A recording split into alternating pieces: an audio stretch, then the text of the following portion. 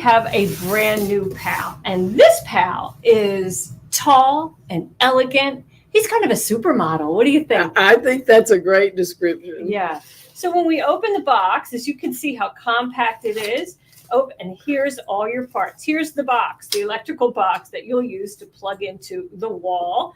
And then the rest of PAL is already connected.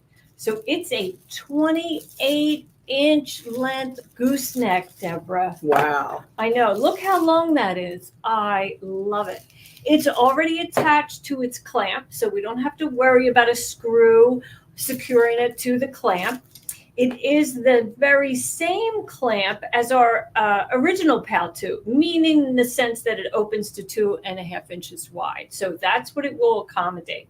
So we love how it's so flexible, really elegant. If you could see it on my table, you know, we only have so much camera ability here, but it's lovely to look at. It's not a big obstruction. Now, one of the beauties about PAL3 was it was designed to go with our totally tubular pressing station.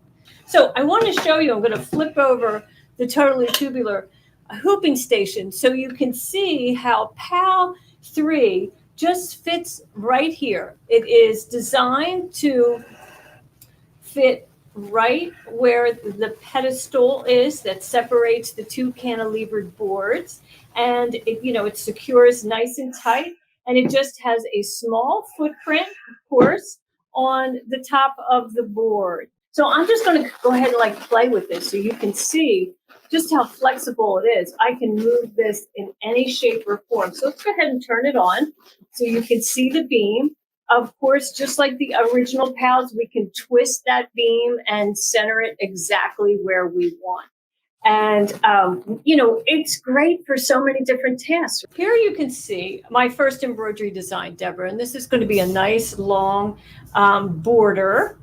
And I've already stitched the placement guides.